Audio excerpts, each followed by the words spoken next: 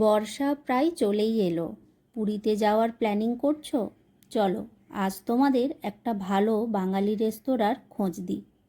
Hello everyone, আমি প্রিয়াঙ্কা। আমার Puri series ব্লগে তোমাদের অনেক অনেক স্বাগত। আমার পুরী সিরিজ ব্লগ প্রায় শেষের পথে। তোমাদের অসংখ্য ধন্যবাদ আমার ভিডিওগুলো দেখার জন্য।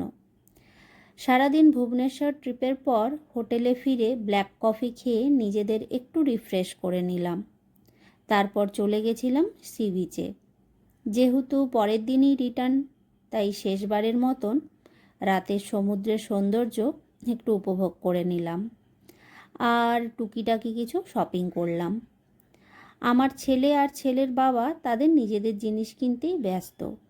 এদিকে পেটে ছুঁচো তখন ডন মারছে, কারণ দুপুরের খাওয়াটা ঠিকঠাক হয়নি। চলে গেলাম বাঙালি রেস্টুরেন্ট কুটুমে, যেটা আগে স্বাদে আহ্লাদে নামে ছিল।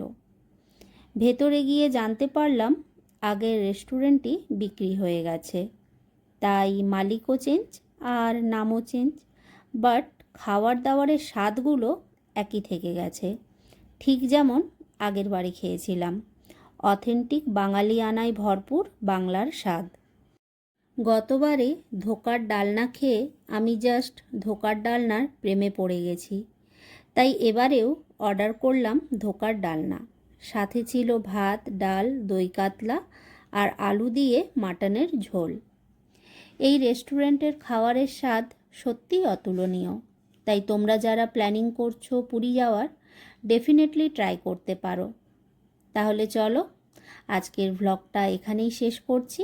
দেখা হচ্ছে তোমাদের সাথে পরের ভ্লগে।